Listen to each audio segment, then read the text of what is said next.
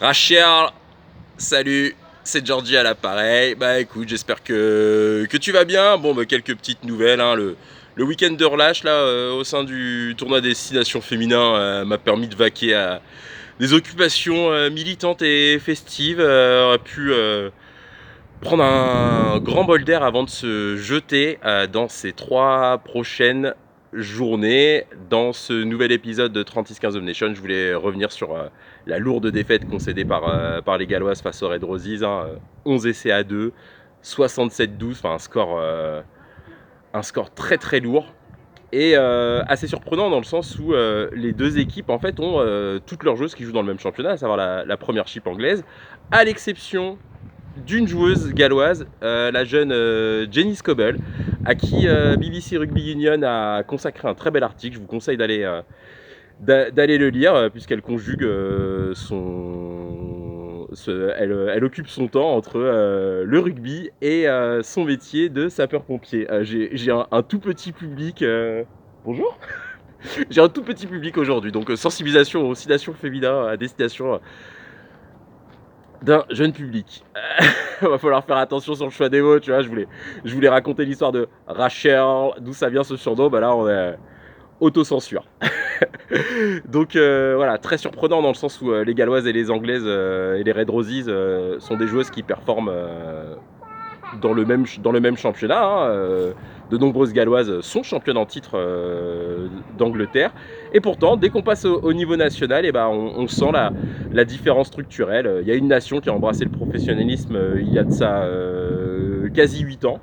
Et une autre qui tâtonne, même si les joueuses ont des contrats pro. Et donc, on a vu la différence structurelle entre d'un côté les Red Roses et de l'autre côté la Welsh Rugby Union. Donc voilà, Sean Lynn, oh mon gars, t'as un sacré chantier sur les bras.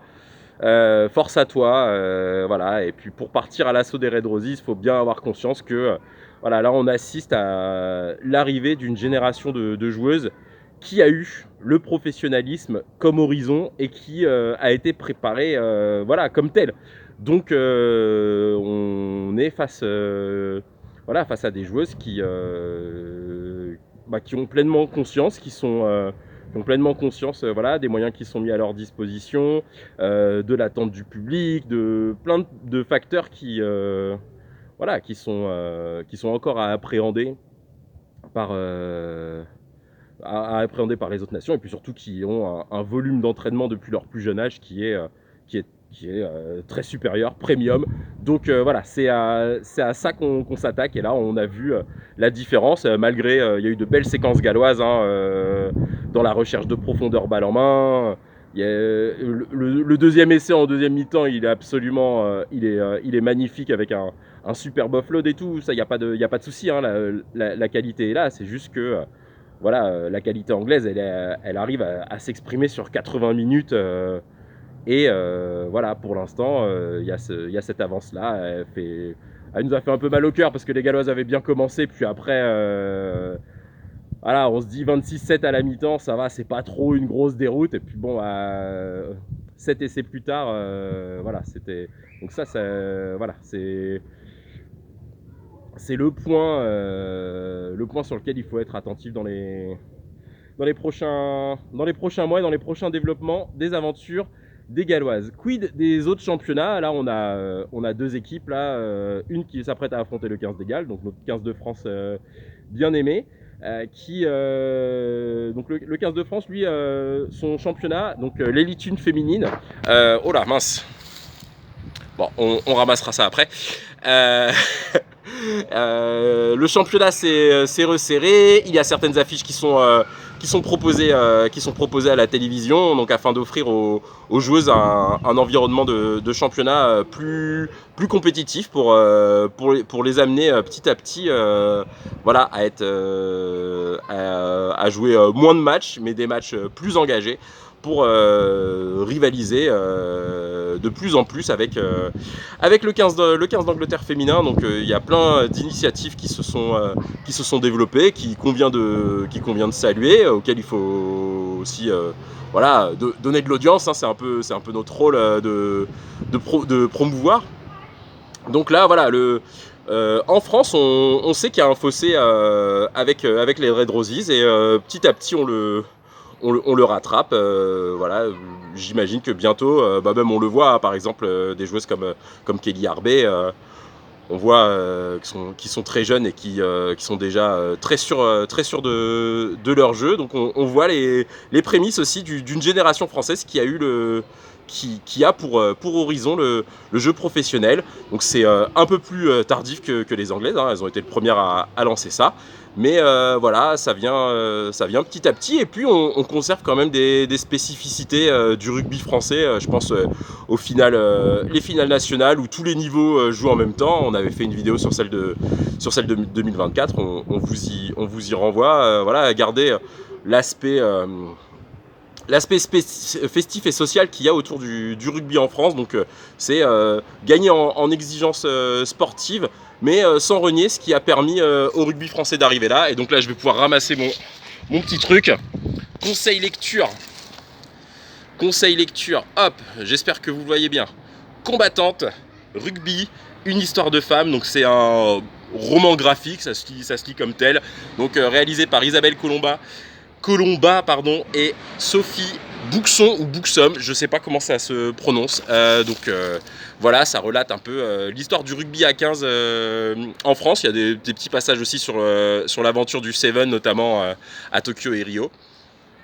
Enfin Rio puis Tokyo, pardon. Voilà, ça permet de voir d'où vient le sport, à quel point les filles se sont battues pour leur pratique. On apprend aussi que la première rencontre du 15 de France féminin, elle a eu lieu le 13 juin 1982 en Hollande. Voilà, vous savez, toutes les histoires de podcast à l'hollandaise, le vestiaire à la hollandaise, tout ça. Bah, ça m'a tué, ça m'a buté quand je l'ai lu.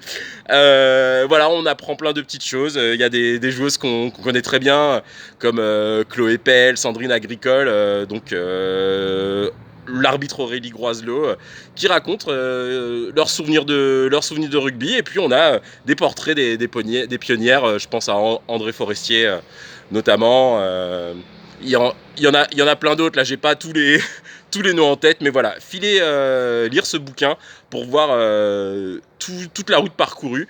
Et ensuite, voilà, on souhaite bonne chance aux Bleus contre les Galloises. Et voilà, et force à toutes les joueuses et toutes les équipes des championnats de club qui vont permettre d'amener des joueuses de plus en plus talentueuses sur la scène internationale.